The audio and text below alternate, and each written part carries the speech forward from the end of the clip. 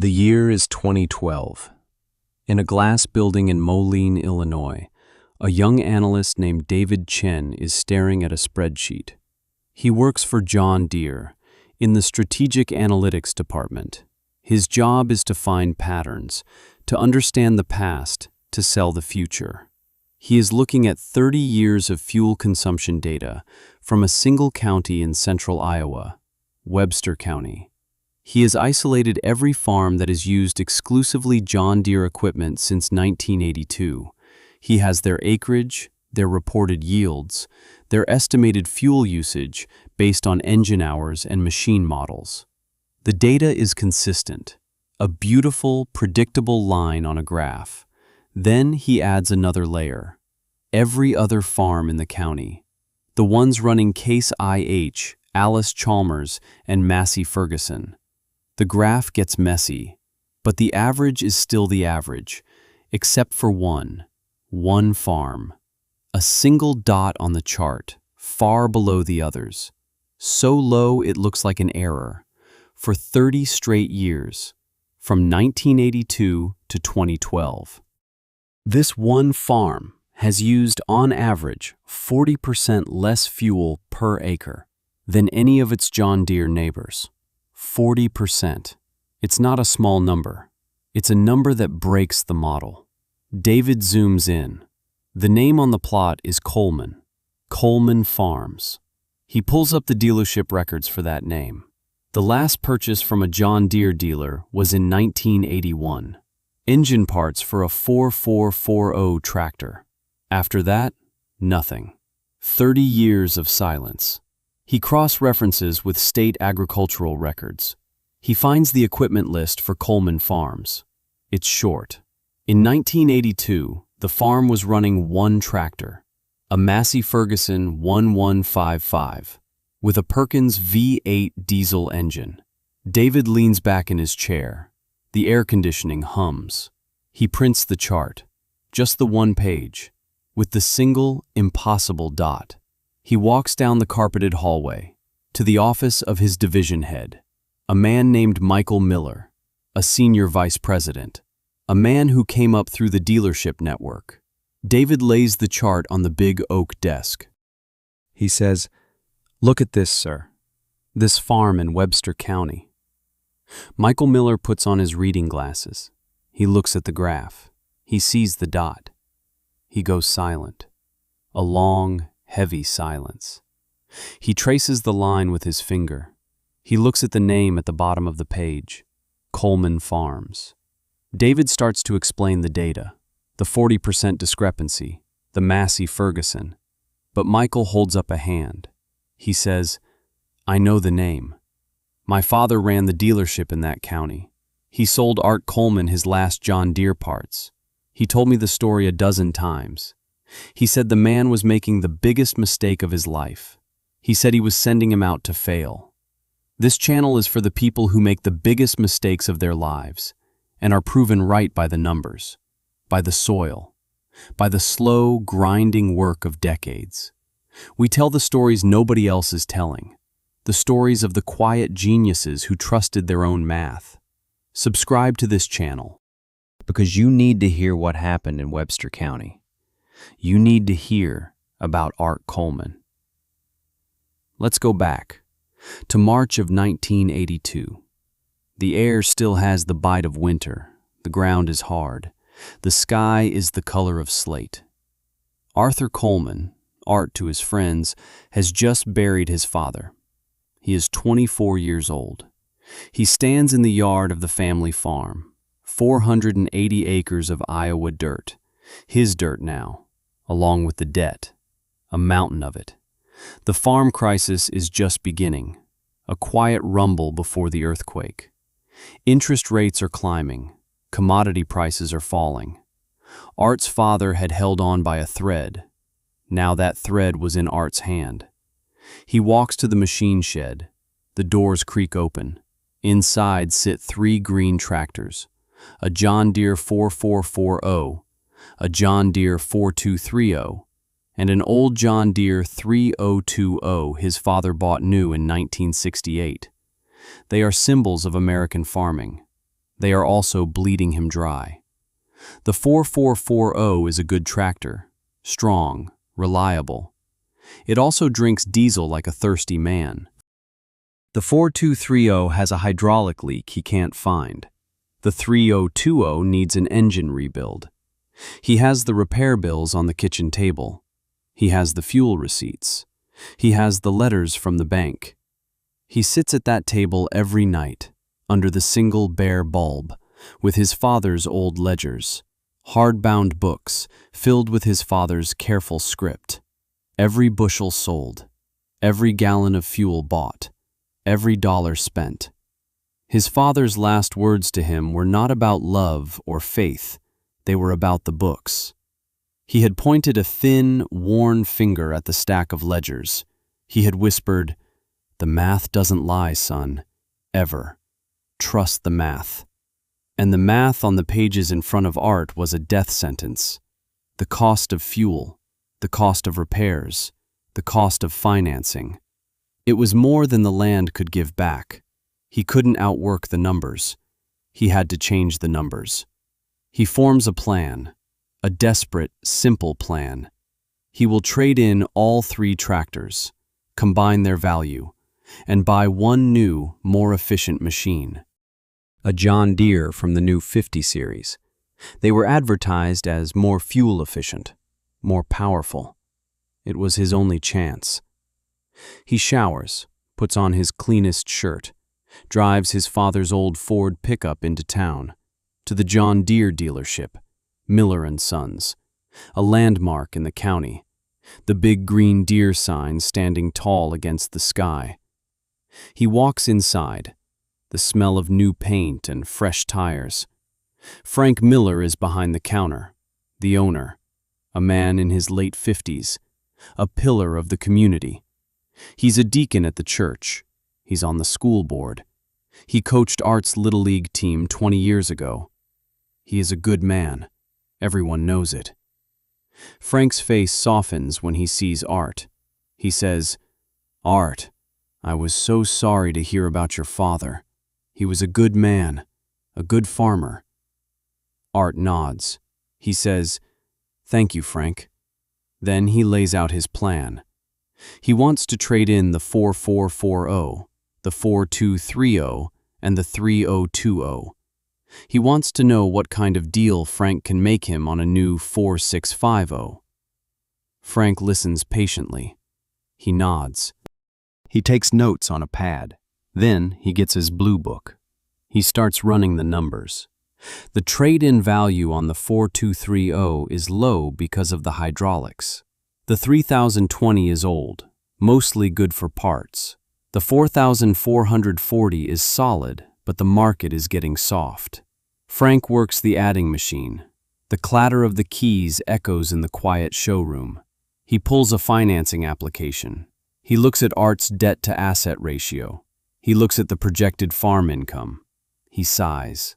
He turns the notepad around so Art can see the figures. The trade-in value is not enough, not even close. The loan required would be massive. The payments, impossible. Frank looks at Art, and in his eyes, Art sees not judgment, not greed. He sees genuine pity, genuine concern. Frank says, "Son, I've known your family my whole life. I watched you grow up. I can't in good conscience put you in this kind of debt. It would break you. The bank would never approve it, and if they did, I'd be sending you out to fail." Art just stands there, the hope draining out of him. Frank continues. His voice is kind, fatherly. He says, "Here's what you do. You take a smaller loan, just for repairs. We'll help you get that 3020 rebuilt. We'll track down that hydraulic leak on the 4230. You stick with what you know. You weather the storm. Don't overextend. This is not the time for big moves. It's the time to hold on." Every word Frank says sounds reasonable. It sounds wise. It sounds safe. It is the advice of a man who believes he is helping, who believes he is protecting a young man from his own desperation. Art tries to argue. He talks about the fuel costs, the inefficiency, but Frank just shakes his head slowly. He says, "Art, I'm not going to be the man who sells you the tractor that loses you your father's farm. I just won't do it." The conversation is over. Art walks out of the dealership. The bell on the door jingles behind him. He feels a strange kind of emptiness. It wasn't anger. It wasn't contempt. It was something softer, and in some ways, worse. It was the certainty of a good man telling him he couldn't, telling him he was wrong, for his own good. Have you ever been told you couldn't do something? Not by an enemy, but by a friend, by someone who thought they were protecting you, by someone whose kindness felt heavier than any insult. How do you fight that? You can't yell. You can't argue. You can only go home and do the math. Drop a comment below if you've ever had to prove a kind person wrong, because that is the loneliest fight there is. Art drove home. The world seemed gray. Frank Miller's kindness was like a cage, reasonable, sensible, impossible to escape. He went back to the kitchen table, back to the ledgers. He stared at the columns of numbers: fuel, repairs, debt. His father's voice was in his head. The math doesn't lie. Frank's math said to hold on, to play it safe, to shrink. But his father's math, the math in the ledgers, said that path led to a slow, certain death. A foreclosure auction in a year or two. He would lose the farm by inches. He felt a quiet rage building, not at Frank, at the numbers, at the trap he was in. He picked up a copy of a farm journal, flipping through the pages, not really seeing them. Then an ad caught his eye. A small black and white classified. For sale. 1974 Massey Ferguson 1155. Perkins V8 diesel.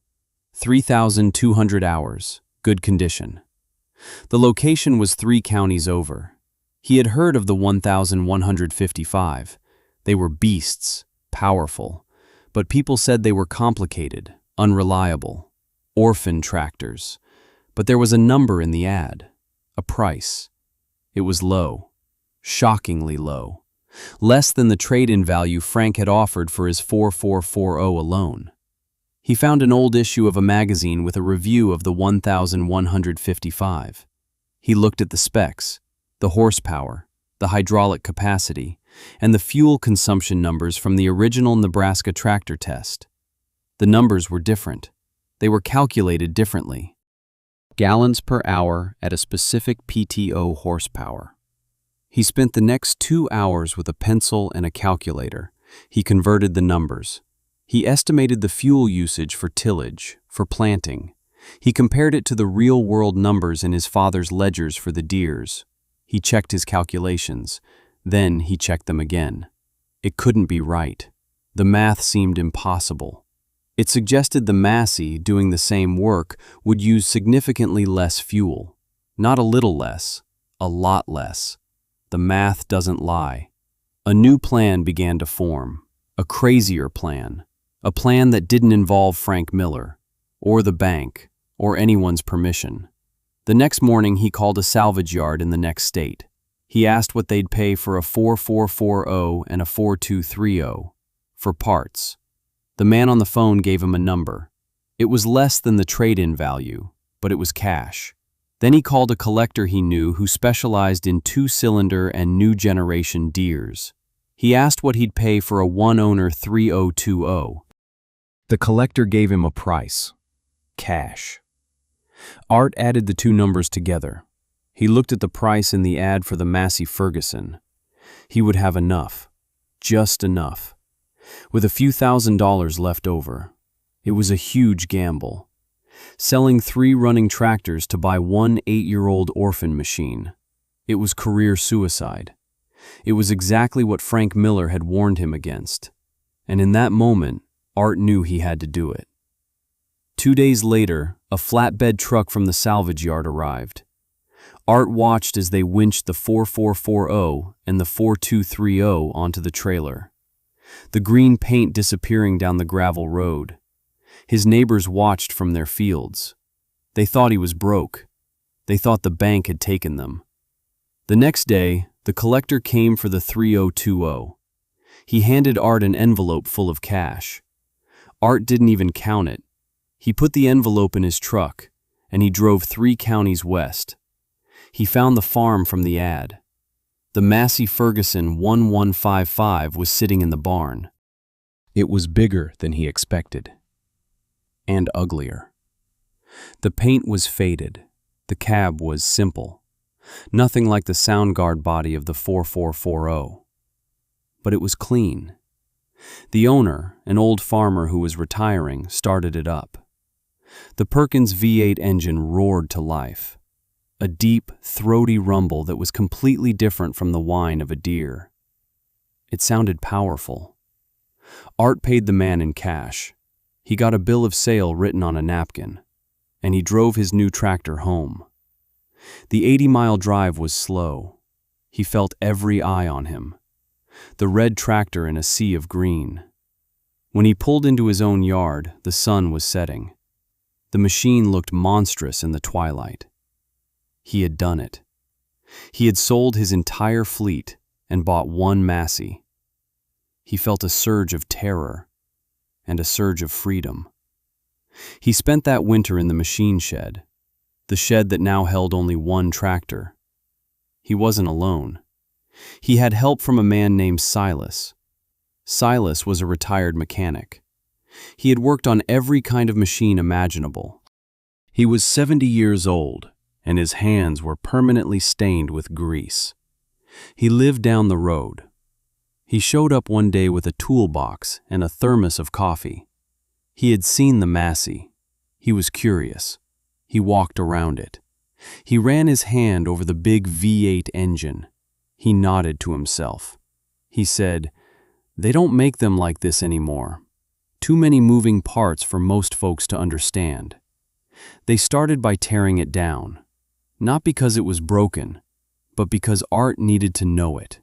Every bolt, every gasket, every wire. Silas taught him. They pulled the injectors and had them rebuilt by a specialist in Des Moines. They calibrated the injector pump themselves on an old test bench Silas owned. They fine-tuned the timing. They adjusted the valve lash until it was perfect. They didn't just repair it, they improved it. They fabricated a new, heavier drawbar. They rerouted some of the hydraulic lines to make them easier to access. Silas showed Art how to read the metal, how to see stress before it became a crack. Art learned to weld. He learned to use a lathe. He was not just a farmer anymore. He was a mechanic. He was the machine's creator. By the time the ground thawed in the spring of 1983, the Massey was ready. It had new paint, new tires, and an engine that ran like a Swiss watch. Art drove it out of the shed. The V8 engine echoed across the valley.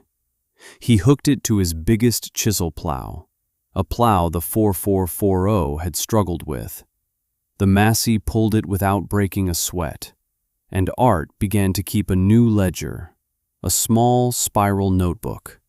On one page, he wrote the date, the implement used, the acres worked. On the other page, he wrote the amount of fuel he put in the tank. Every single day. The math doesn't lie. His neighbors noticed. Of course they did. A man named Henderson, who farmed the section next to him, stopped his brand new John Deere 4850 at the end of the road. He farmed with all new equipment, leased. He walked over to Art's fence line. He yelled over the roar of the Perkins engine. "Coleman, have you lost your mind?" Art throttled the Massey down. Henderson said, "I heard you sold all your Deeres. For that thing? That Perkins is going to drink you out of house and home. You get what you pay for in this world." Art just nodded. He didn't argue. He didn't explain his math. He just said, "We'll see, Mr. Henderson." Then he pushed the throttle forward and dropped the plow into the black Iowa soil. He had work to do. He had to prove a kind man wrong, and a certain man too. Let me tell you about the next few years, because this is where the story of one tractor becomes the story of a farm's survival. In 1983, Art's fuel bill dropped 41%. Not an estimate, not a guess, an exact number from his little notebook. He worked the same acres, pulled the same implements, but he did it with less fuel, and with 0 repair bills, because he fixed everything himself. In 1984, the farm crisis hit hard. The bank called in the loans on 2 of his neighbors. Henderson was struggling. He was selling off parcels of land to make his lease payments. Art had a profitable year. He put the money in the bank. He lived cheap. He saved. In 1985, Henderson put 80 acres up for sale, the 80 acres that bordered Art's property to the south. Art went to the auction. He stood at the back. He watched the bidding. When it stalled, he raised his hand. He bought the 80 acres, paid for it with a cashier's check, cash. He worked that new ground with the same Massey Ferguson 1155. His fuel efficiency per acre stayed the same. Frank Miller, the Deere dealer, heard about it. He was surprised. He told his wife he was glad the boy was making it. He still thought Art was lucky. Not smart, just lucky. By 1990, the Massey had over 8,000 hours on it. Art had rebuilt the engine himself one winter, in his own shop. He ordered the parts from a supplier in England. It cost him a fraction of what a dealer overhaul would have. That year, he bought another 160 acres, from a farm that had gone into foreclosure. Cash. His farm was now 720 acres, all paid for, all worked by one man, and one red tractor. The neighbors stopped making jokes. They started watching. They saw him in the field, working from sunup to sundown. They saw his crops. They were clean. They were healthy. They heard the yields at the co-op. Coleman's corn was consistently in the top 5% in the county. His soybeans were even better. They didn't understand how he was doing it, with one old tractor. Frank Miller would drive the long way home from church sometimes, just to pass Art's farm. He'd slow his car down. He'd look at the long, straight rows, the well-maintained buildings, the single aging Massey sitting in the shed. He felt something he couldn't quite name. It wasn't regret, not exactly. It was a feeling of confusion, a sense that the world wasn't working the way he was certain it did. He had been so sure, so kind, so wrong. By 2000, Art's son, Michael, was in college, studying agronomy and soil science at Iowa State. The farm was almost 1,000 acres. Henderson had long since sold his last piece of ground and retired to a small condo in Florida. His big new John Deeres had been auctioned off. Art's Massey was still there. It got a new paint job that year. Art and his son painted it together in the shop. It looked almost new. The little spiral notebooks filled a shoebox. Almost 20 years of data. Every drop of fuel, every acre worked. The math didn't lie. It just got stronger. It just got louder. Until finally, it could not be ignored. The year is 2010. Almost 30 years have passed since Art Coleman walked out of the John Deere dealership. The dealership is still there, Miller & Sons, but now it's run by Frank Miller's son, Frank Jr. Old Frank is retired. He still comes in sometimes, drinks coffee, tells stories about the old days. One Tuesday afternoon in May, Art Coleman walks in. He's in his early 50s now. His hair is gray at the temples. His hands are thick with calluses. He doesn't look at the new tractors. He doesn't look at the parts counter. He walks over to the row of lawnmowers, the little green and yellow riding mowers. He looks at the price tags. Frank Sr. is in his old office. He sees Art through the glass. He gets up slowly. His knees aren't what they used to be. He walks out into the showroom. It's the first time they have stood in the same room in 28 years. Frank says, "Art, good to see you." Art nods. He says, "Frank." The air is thick with everything unsaid, decades of it. Frank breaks the silence. He says, "I see you've done well for yourself. Real well. I drive by the farm sometimes. It's a fine-looking operation, a real credit to the county." Art looks at him. His face is unreadable. He says, "I came to buy a lawnmower. My old one finally gave up." Frank smiles, a sad, tired smile. He says, "I was wrong, wasn't I, back then, about that tractor. I really thought I was doing the right thing. I thought I was protecting you." Art looks away from the lawnmowers. He looks Frank Miller directly in the eye. His voice is quiet, but it cuts through the air like a razor. He says, "You were kind, Frank. I've never forgotten that. And your kindness almost cost me everything. You weren't protecting me. You were protecting your own certainty. You were so sure you knew what was best for me. You were so sure about how the world worked. And I had to spend 30 years proving a kind man wrong. There's no glory in that, Frank. There's just work." Art points to one of the lawnmowers. He says, "I'll take that one, the X300. He pulls a checkbook from his shirt pocket, writes a check for the full amount, pays in cash, essentially. He hands it to Frank Jr. He doesn't ask for financing. He doesn't ask for a deal. He arranges for delivery. And then he turns and walks out of the dealership. The bell on the door jingles, the same sound it made 30 years ago. Frank Miller Sr. stands there for a long, long time, watching the door. He finally understands. The most dangerous limitation is the one you don't see, the one that wears the mask of kindness, the one that whispers, "I'm only trying to help." The story doesn't end there, because a legacy is not about what you acquire. It's about what you pass on. Art's son Michael came home from college. He didn't come home to take over. He came home to partner. He brought new ideas about soil health, no-till farming, cover crops. He had the science. Art had the data. 30 years of it in a shoebox. They combined the two. They bought a second Massey Ferguson, a newer model with more technology. But they kept the old one 155. It was more than a tractor now. It was a monument. It was the physical proof of their philosophy. Art started a scholarship at the local high school. He didn't call it the Art Coleman Scholarship. He called it the Coleman Self-Sufficiency Scholarship.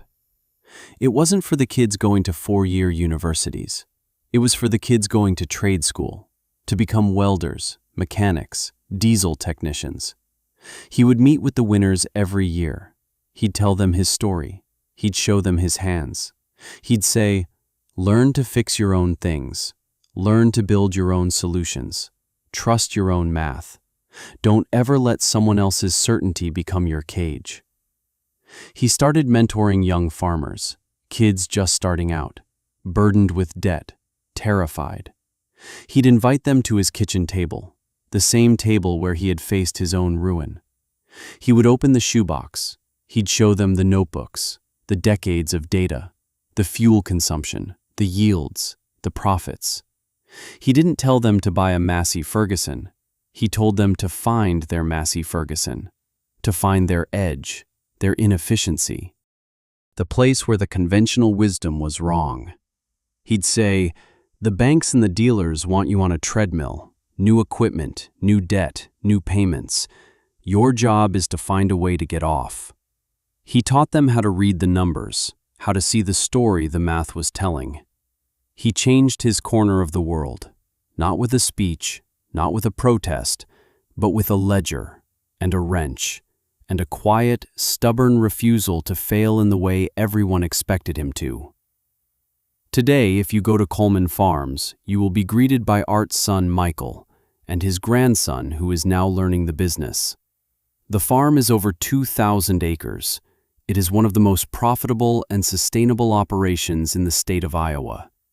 They still run Massey Ferguson tractors, but they also have other brands. They are not loyal to a color. They are loyal to the math. In the main shop, the heart of the operation, there is a wall, a clean painted piece of plywood. Mounted in the center of it is a piece of machinery. It's an old, rebuilt fuel injector pump, polished to a dull shine. It's the original pump from the 1974 Massey Ferguson 1155. Underneath it, there is a small, simple brass plate. It's engraved with just 4 words. 4 words that built an empire from the edge of ruin. It reads, "The math doesn't lie."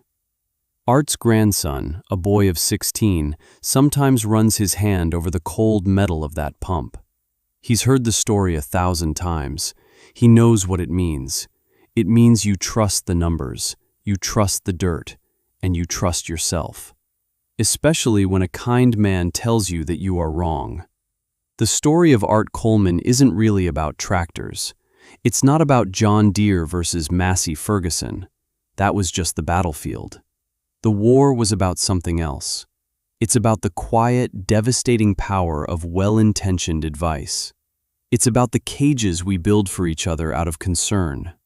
The most dangerous limitation is the one imposed by someone who genuinely believes they are protecting you.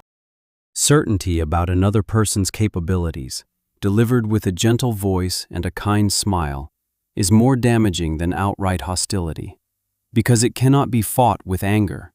It can only be disproven, with decades of work, with calloused hands, with worn-out logbooks filled with your own private math. Right now, somewhere in the world, a young person is sitting across a desk from a good person, a banker, a boss, a guidance counselor, a parent, and that good person is telling them to be realistic, to be safe, to not take the risk. They are protecting them, with the best of intentions. They are drawing the boundaries of a comfortable cage. If you are that person, fighting that quiet battle, this story is for you. If you know someone who is in that fight, share this story with them. Let them know they are not alone. Let them know that the math doesn't lie. And don't forget to subscribe to this channel, because the world is full of people who did the math, who trusted the numbers over the noise. And their stories need to be told, now more than ever.